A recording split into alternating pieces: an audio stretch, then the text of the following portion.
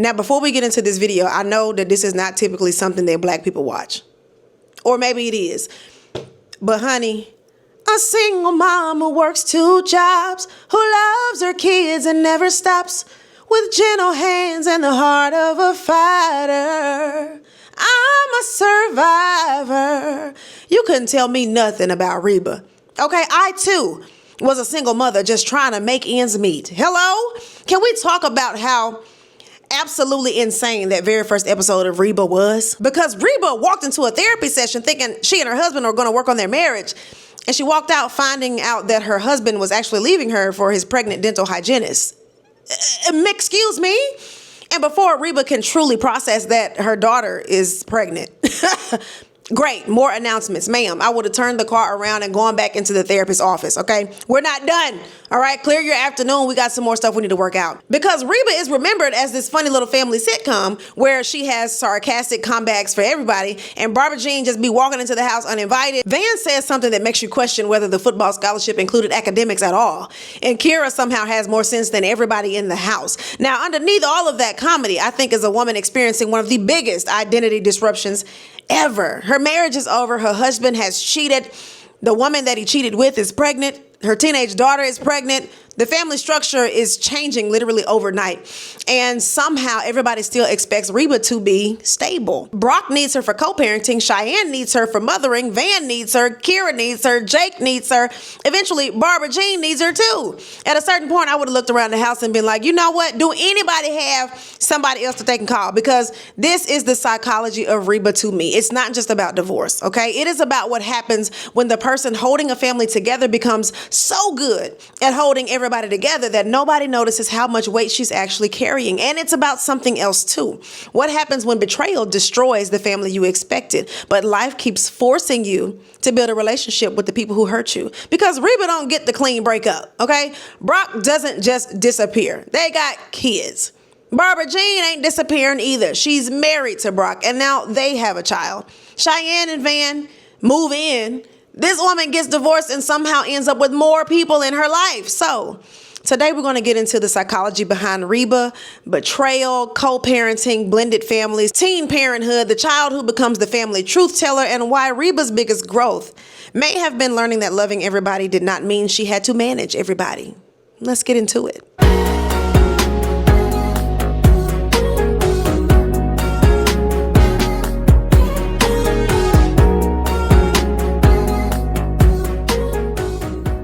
What's up, everybody? It's your girl Indescribable, aka Geraldine Lake, and I'm back with another psychological breakdown of some of our favorite TV shows. Today we are getting into Reeba. Don't forget to shop my merch at oktobeapparel.com. This family starts with betrayal. Let's start exactly where the show starts, okay? Reeba and Brock have been married for around 20 years. They got 3 kids, Cheyenne, Kyra, and Jake. Now, Reeba enters the series believing that whatever is happening in their marriage, still a family, okay? Brock tells her that the marriage is over. Not only is it over, but there is another woman, Barbra Jean, his dental hygienist, who is pregnant. Now, hear me and hear me good.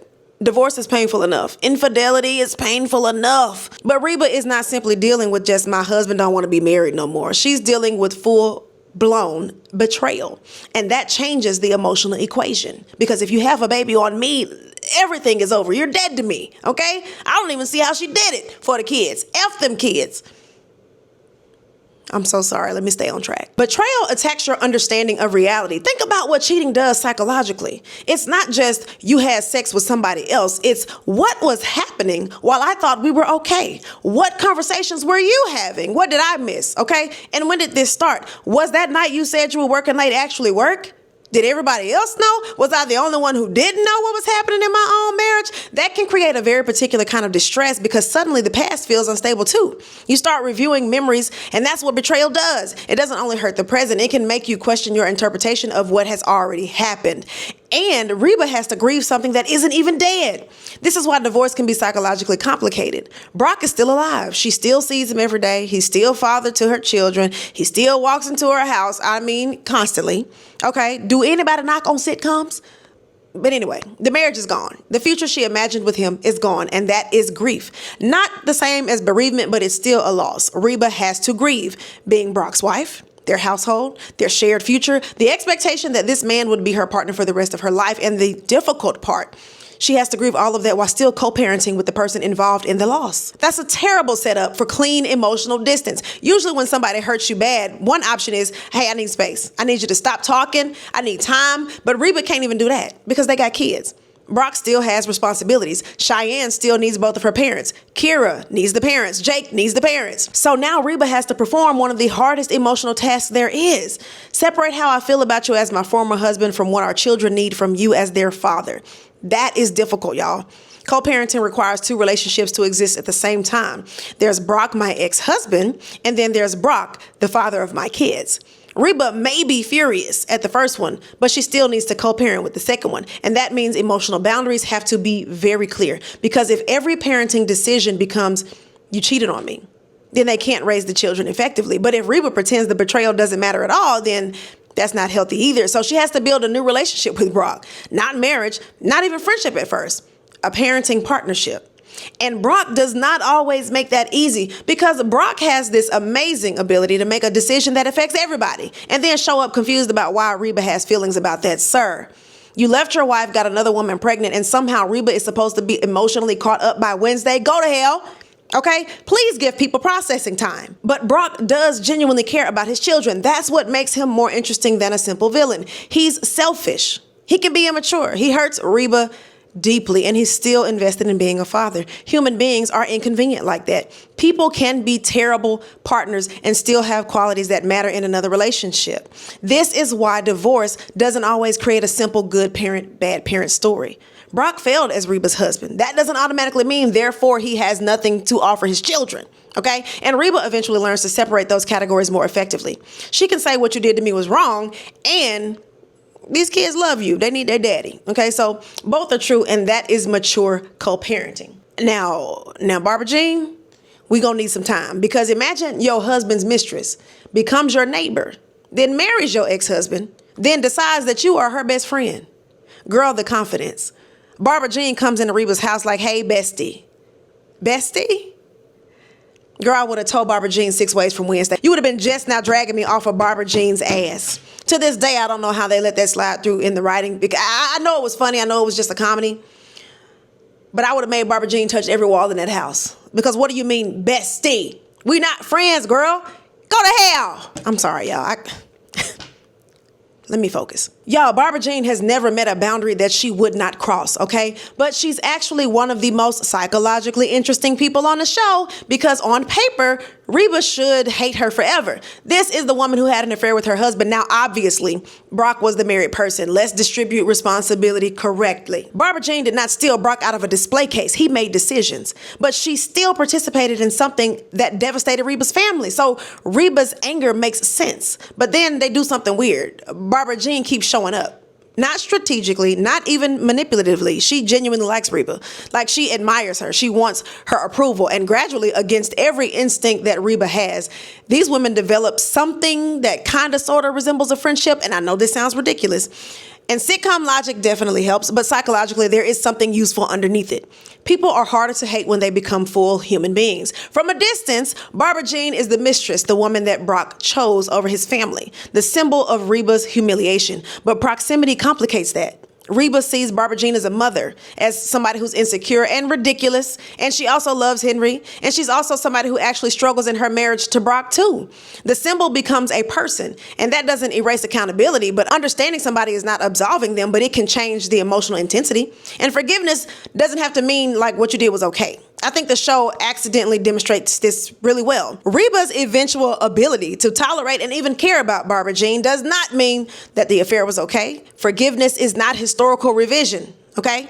It's not that nothing happened. Something did happen, and it hurt, and I don't approve. And I'm deciding that I don't want this injury to control every interaction for the rest of my life. Now, that is growth, okay? Because Reeba has to live. If Reeba organizes her entire identity around Brock betrayed me, then Brock is still controlling her life. Healing requires asking, who am I now? right? Not who was I before I left or who am I compared to Barbra Jean? Me, okay? What do I want? What do I enjoy? What does my next chapter look like? And the series lets Reeba slowly explore that. Reeba's identity has been wife and mother for a long time. That is significant because she has 3 children. She spent years in a marriage and family has been central to who she is, but then the marriage ends. Cheyenne is now about to become a mother herself. Kyra's growing up. Jake is going to grow up. What happens to Reeba when everybody stops needing her the same way? That's a huge identity question. And Reeba is very used to being needed. That's kind of her superpower and her problem because when there's chaos, Reeba handles it. Cheyenne's pregnant, Reeba. Van gets kicked out of his home, Reeba. Brock has an issue. I don't know why the hell, but somehow Reeba. Barbra Jean needs emotional support. Why is this Reeba's job? Okay. Reeba should be complaining to HR, but she's always there. She shows up again and again and again. That is overfunctioning. I'm using that word descriptively, okay? Not a diagnosis. Overfunctioning happens in relationships when one person starts taking responsibility for more than their fair share. The planning, the remembering, the managing, the rescuing, the anticipating. And when one person consistently overfunctions, other people start to underfunction. Because why develop the muscle when Reeba is already lifting all the weight? This family depends on Reeba's competence, right? She's the emotional emergency contact, and strong people often create this problem without meaning to. You're capable, so you handle it. You handle it well. Everybody can see that. So when we have another crisis, we're going to call you again. And eventually you're like, why does everybody keep calling me? Ma'am, you keep answering the phone. I had to learn to stop answering the phone, okay? Reeba has to learn boundaries. And it doesn't mean that I don't love you. It means that your problem is not automatically my assignment. And that is a hard lesson for somebody whose identity is tied to being the fixer. Because saying no can feel selfish, especially for a mom. But sometimes helping too much prevents somebody else from developing. And that brings me directly to Cheyenne. She is a teenager having a baby. Cheyenne starts the series as a 17-year-old high school student who's pregnant by Van. And now she has to make this huge transition. Teenager to wife and mother. And I mean quickly. Now, Cheyenne ain't stupid, like sometimes, okay, well, sometimes she can be a little slow, but she's also young. And the adults around her sometimes expect emotional maturity from someone who was worried about high school problems 5 minutes ago. A baby don't grow you up automatically. It's important to note that becoming a parent creates adult responsibility, but it doesn't instantly create adult psychological development. Cheyenne is still figuring out relationships, education, work, and her own values. And now she has another human depending on her. That is a lot. And this is where Reeba has to make a really difficult parenting decision. Do I rescue my daughter? Do I support my daughter? Those are different. Rescue is like, I'm going to do it for you. Support is like, I'm going to help you do it. That distinction becomes essential because if Reeba does everything, then Cheyenne never grows. But if Reeba refuses to help, then it's like you made an adult decision, figure it out. Cheyenne and the baby may suffer. So Reeba has to find this happy medium. Cheyenne and Van become parents while they're still becoming people. And that's why their relationship is so interesting. They get married young. They move into Reeba's house. They ain't got no money. Van loses his family support. And they have to learn marriage, parenting, work, education. I mean, all of it. Their developmental timeline gets extremely compressed. Van is especially interesting because initially it looks like he's a stereotypical football player, just an athlete, not always the brightest, but he's deeply enthusiastic, sometimes about things that nobody understands. But his emotional story is a lot deeper. His parents reject him after the pregnancy, and so he gains a wife, but he loses the rest of his family. Now Reeba's home is his home. Reeba becomes a parent figure to Van too, which is crazy. Again, how many children does this lady have now? But Reeba gives Van something powerful, a place to belong after rejection, and belonging matters, especially during major life transitions. Van made a mistake and there are consequences, but Reeba doesn't treat him as he's disposable. And that is so important for a child. And Van does grow up. This is one of the things that I liked most about the show. Cheyenne and Van don't stay the same teenagers from the pilot. They mature, not easy, okay? But they develop. They become more serious about supporting their family. Cheyenne eventually pursues an education, and she becomes more independent. Now, Van has to rethink his identity when football doesn't automatically become the future that he imagined, and that's an identity crisis too. If you spent your whole childhood being the athlete or the football player, the one who's going somewhere because of sports, what happens if sports no longer gives you the future? Now who are you? This happens all the time to athletes. An identity organized heavily around one talent can feel unstable when the talent no longer carries your future. Van has to build a broader self, a husband, a father, an adult. He's not just a football player anymore. And that process makes him more mature because adulthood often requires expanding your identity. You're not just one thing. A career can change. Your body can change. Relationships will change. You need enough of a self underneath the role to survive the transition, and Van eventually learns that. Now let's talk about Kyra because she's the smartest person in the family and she's a kid. That should concern everybody, but she watches these adults make chaotic decisions and she's, sarcastic, which I get it. She's the family truth teller. Every family system often has somebody who says the thing everybody else is pretending not to notice. That is Kyra. Brock is selfish. Kyra's going to notice. Reba's controlling. Kyra's going to notice. Barbra Jean is being Barbra Jean. Now, everybody going to notice that, but Kyra going to say it out loud. Now, humor gives Kyra her power.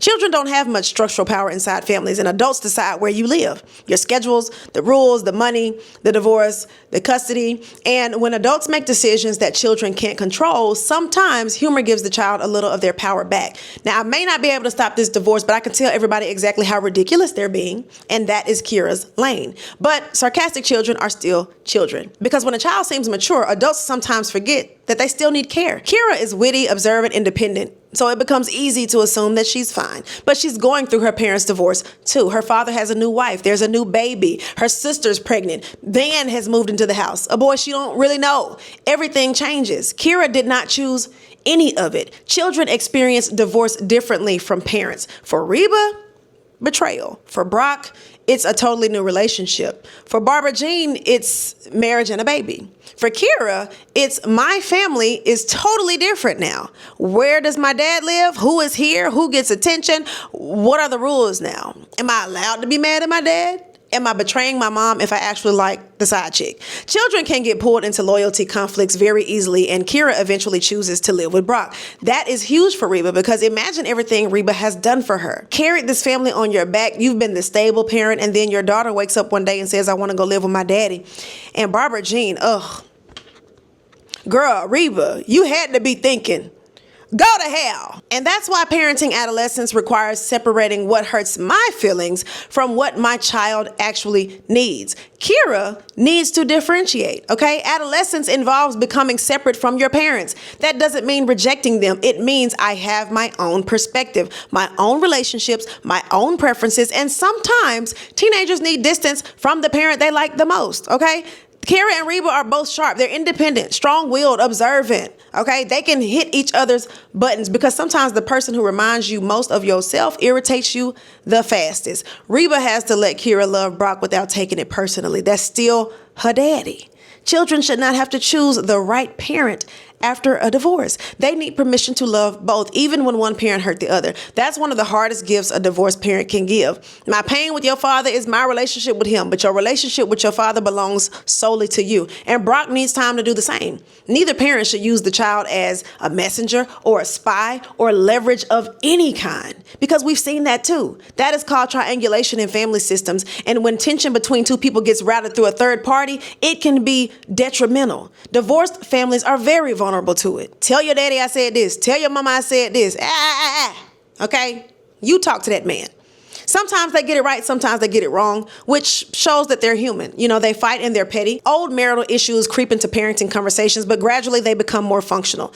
Not because the hurt disappears, but because they build new rules and they're adapting. Now let's talk about Jake for a minute. Poor Jake, okay? Jake lives in a house where everybody has a storyline. Reba's divorced, Brock's remarrying, Cheyenne's pregnant, Van is moving in. Kyra is sarcastically processing the collapse of civilization, and Jake is just... Somebody please do a wellness check on Jake, okay? Youngest children can become invisible during family crisis, not because parents don't love them, because attention is finite. When one child is in crisis, another child's quietness can become convenient. Cheyenne's pregnancy is urgent. Kyra is visibly reacting. Jake is younger, so there's a risk that the child who isn't creating emergencies gets less emotional attention, and that's something that families have to watch. The easy child still needs parenting. Quiet does not always mean fine. Some children externalize stress. They act out, they verbalize it. Some become extra responsible. Some just keep going. Adults tend to pay attention to whichever reaction is the loudest, and all the children are experiencing the family transition. Now let's get back to Barbra Jean. because she has another psychological function in this show. She is emotionally open in a family where almost everybody uses humor to mask it, okay? Reba's sarcastic. Kyra's sarcastic. Brock is avoidant, okay? And he's extremely selfish. Van is comedic relief. Barbra Jean is feelings on steroids. And I mean every feeling imaginable, immediately, at full volume. And she'll tell you she loves you before she's decided whether or not you even like her. And that is annoying, but it's also connecting. Barbra Jean doesn't hide her affection. She reaches for people. She really does try, and she apologizes. She keeps coming back. And of course, Reba's natural reaction is, girl, go to hell, okay? But over time, that persistence creates an unexpected bond. Now, I'm not saying that everybody needs to befriend the person involved in ruining the marriage, okay? This is television. Your boundaries are allowed. But for these characters, continued contact creates a different relationship than the one they began with. Barbra Jean also has her own insecurity because think about her position. She won Brock, but then she spends years next to Reeba, and Reeba knows Brock in a way that Barbra Jean could never. 20 years, 3 kids, a shared history, inside jokes and family memories. Brock and Reeba will always have a bond through their kids, and that can make a new spouse insecure. Blended families require space for old and new relationships at the same time. This is hard. Barbra Jean is Brock's wife. Reeba is the mother of his children. Neither relationship cancels out the other, but if Barbra Jean treats every connection between Brock and Reeba as a threat, the children suffer. If Reeba refuses to respect Barbra Jean's place in Brock's current house, that creates another conflict. Everybody has to tolerate complexity. But there's enough family to go around, and that's one lesson that the show gets around to. All the kids love Reeba, and they can have a relationship with Barbra Jean. Brock can care about Reeba as the mother of his kids without being married to her. Barbra Jean can eventually care about Reeba without feeling like she needs to replace her. Henry can be family to people that are not biologically related to him. Families expand. They get messy, but the relationships can still work. This is where the blended family becomes real. Blending doesn't mean that everybody loves each other immediately, okay? Because that's not realistic. A blender does not even mix things instantly. There is noise and stuff gets chopped up, and there's a perfect metaphor actually, because even people develop new roles, boundaries, routines, inside jokes, traditions, and a family can emerge that nobody would have designed on paper. Now, Reeba would never have chosen this family structure for herself. Duh. If you asked Reeba in episode 1, would you like your ex-husband's mistress to become a regular person in your life? Hell no. Would you like your pregnant teenage daughter's boyfriend to move in? Hell no. Would you like your ex-husband living up the street and constantly entering your house and your business? Hell no. These people become her family system. Life hands her something she didn't choose, and she has to decide what she's going to build of it. Not everything happens for a reason, because I don't really like that. Sometimes things happen because somebody made a bad decision. What matters more is, can you adapt after the terrible decision? And that is resilience. We don't need to pretend that Reba's betrayal is secretly a blessing, okay? It hurt. It disrupted her life, and she built something meaningful out of it in spite of. Those things can coexist. Reba's humor is one of her main coping tools. She survives by having a comeback for everything. If she can't laugh at the people, she probably would have moved to another state, okay? It gives her emotional distance. Brock, Barbra Jean, Van sometimes, we laugh to keep from crying. Humor allows Reeba to express frustration without always escalating the conflict. Most of the time. But humor can also keep you from saying that hurt me. And that's the other side. A joke is usually safer than vulnerability, because sarcasm is like, oh, that's ridiculous. But if you're vulnerable, then that means you have to say that someone hurt you. And Reeba has to gradually become more comfortable acknowledging that second one, especially with Brock, because anger is easier than grief sometimes. Anger makes you feel powerful. Grief makes you feel exposed. Saying I thought we would grow old together instead of I can't stand you is probably one of the hardest things to do, especially as a woman. But Reeba is funny because the show is a sitcom, and psychologically some of that humor is sitting on top of a loss. And that's why Barbra Jean bothers her so much, because she's forcing Reeba to look at the things she lost. She's right there, pregnant, and then married to her man, then having a life that Reeba might have assumed that could still be hers. Like, it's painful. Every interaction contains comparison. But eventually Reeba stops comparing, and that is her freedom, because Barbra Jean ain't better than Reeba. Reeba has not failed, okay? They're two completely different women. Brock's choices don't establish the ranking. That's important to note, especially after betrayal, because being left for somebody else can easily become, well, what she got that I ain't got? And let me tell you one thing right here. I am not competing for no damn body. Somebody else's choice is not an objective measure of your worth. Brock leaving does not make Reba less valuable. It means the marriage failed. They are different. And rebuilding self-esteem after divorce often requires separating. My relationship ended is not I failed as a person. And this is part of Reba's journey. She has to watch her own daughter build a marriage and new life at the exact moment that hers is crumbling. That is an interesting parallel. A mother's marriage ends, a daughter's marriage begins. Reba was probably looking at Cheyenne and Van thinking, you are children. You have no idea what marriage takes. Meanwhile, she's grieving a marriage that didn't even survive. That has to affect how she parents them. She wants to protect Cheyenne from her own experiences, but she cannot. Their relationship has to develop on its own. Again, parents don't get to live children's lives for them, even when they know more. And Van is not Brock. This matters too. Van makes mistakes, sure. Cheyenne makes mistakes, but Reba can't treat every flaw in Van like it's evidence, like you can't trust all men, because that is betrayal, trauma leaking across generations. She has to let Van prove who he is, and over time, he does. He actually becomes one of Reba's people.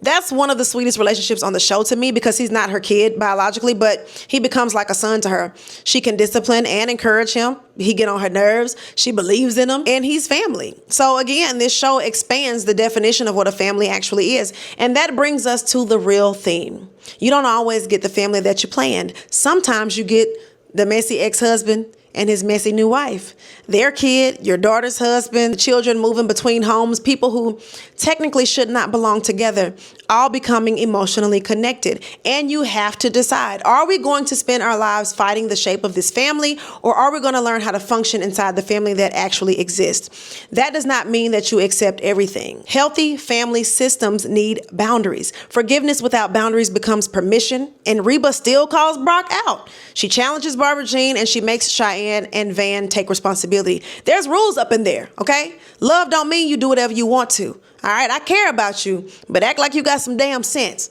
Now, Reba is good at that second part. Sometimes she a little too good, all right? But her growth is learning when control is appropriate and when it's simply anxiety wearing, a different mask. Because controlling everything can feel safe after your life has been disrupted. If I manage everybody, then nothing will surprise me. But families cannot be controlled into health. People need autonomy. Cheyenne got to make her own mistakes. Kyra got to choose where she want to live. Brock has to live with his decisions. And Barbra Jean got to stay the hell out of my damn kitchen, all right? Van has to be responsible, and Reba can influence, okay? But she got to let them have their freedom, because who is Reba if she's not solving everybody's problems? That's the identity question hiding underneath the whole show. If nobody needs fixing today, then what does Reba want? Who does Reba date? What does Reba enjoy? What does her future even look like? Can she even receive a different kind of love instead of only giving it? Those are much harder questions for a fixer. Now, fixers get very comfortable in crisis, not because they enjoy suffering, obviously, but it gives them a role. If there's a problem, I need to solve it. If somebody's upset, I need to help them handle the emergency. But peace does not give you instructions. Now you got to ask, well, what do I want? And sometimes that's a little bit scarier. Reba's second act is learning to be a person again. Not just Brock's ex-wife, not just Cheyenne and Kyra and Jake's mom, not just Van's substitute parent, because what was that even about? Barbra Jean's reluctant emotional support animal. My God, can the lady just be a woman with her own needs? That's what divorce forced her to rediscover. And that's why I don't think the show is really mostly about Brock. I mean, he starts the crisis, but he's not the destination. The story is about Reba reconstructing a life after the plan changed. That's different from winning Brock back. And thank God, because girl, I did not want to see 6 seasons of that. Please, everybody in the writing team can go straight to hell. Sometimes healing means building a different relationship, not restoring the old one. Reba and Brock don't need to become husband and wife again to prove that they've healed. They need to become functional co-parents, maybe even friends in some ways, people who share history. That's enough for me. Not every broken relationship needs restoration to its original form.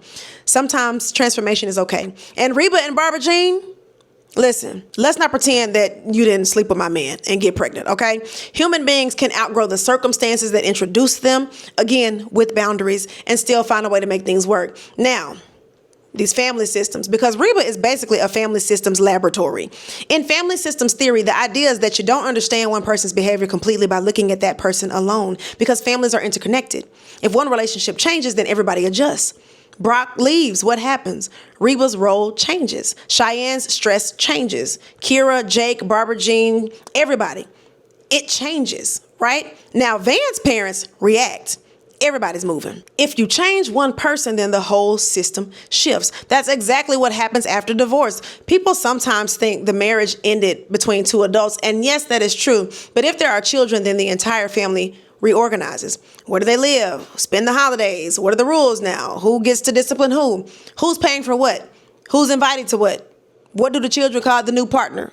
How are we communicating? It's a lot, okay? The legal divorce may involve two people, but the psychological divorce, that is a framework. And Reba's family eventually finds a new balance. Not the old family, but a new one. That is key because healthy adjustment after major family changes, not always everything goes back to normal. Sometimes the old normal is just gone, okay? The new task is let's create a new normal that works for everybody. And their new normal is kind of crazy, okay? The ex-husband is always over there. His new wife is always over there.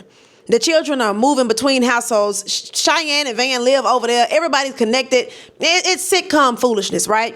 But emotionally, the point holds. Families can reorganize. You can survive a family structure changing, and that is comforting to know because divorce can make people feel like, oh, baby, the family is over, especially them kids. The marriage might be over and the family will change shape, but children still have parents, relationships still exist, and new relationships can form. Family identity can expand, but it takes work.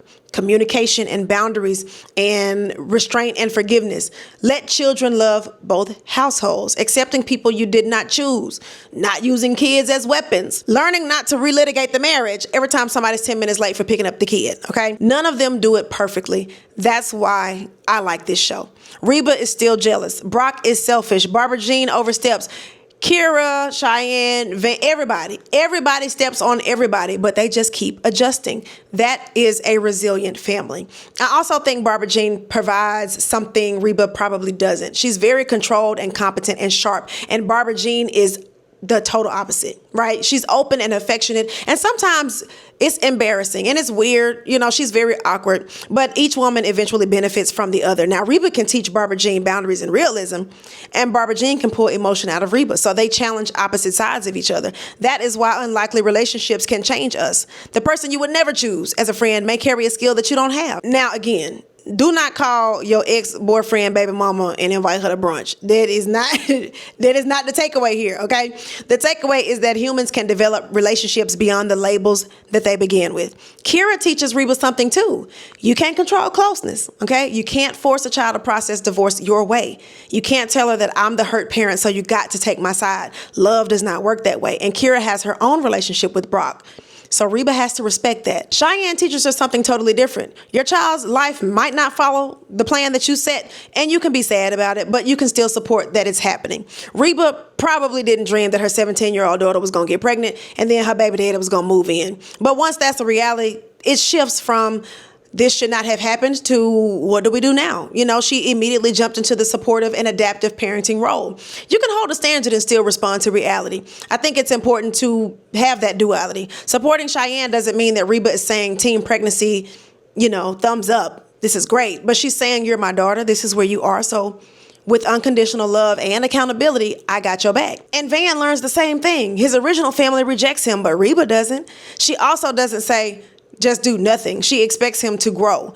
And that's the difference between support and enabling, because you belong here is different than, hey, you got to be responsible here, okay? That may be Reba's best parenting quality. She easily communicates, hey, I love you, but I also expect you to get your stuff together. Not in a shameful way and not also in an enabling way, but she got some balance, and that's the whole family's growth. They all have to become more responsible for their own emotional lives. Brock got to stop expecting Reeba to solve everything. Barbra Jean needs to build security without Reba's approval. Cheyenne and Van got to grow up.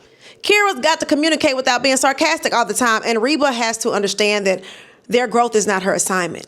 And I know that last one is hard because Reeba genuinely loves them. And when you love somebody, every cell in your body is driving you to fix their problems, but sometimes the most loving thing you can do is allow them to experience their own consequences and grow the skills to overcome. And I think that's why the mother-daughter relationship matures, because Reba is still parenting a teenage girl. You know, she has to relate to an adult daughter, and those relationships require renegotiation. You can't parent a 30-year-old the same way you parent a 17-year-old. At some point, instruction is advice. You know, you're a consultant, and the adult child gets to ignore your advice if that's what they want to do. That "I told you so" has to become optional. Sometimes adulthood means watching your child do exactly what you warned them about, then deciding whether they need a "I told you so" or "Okay, so what you gonna do now?"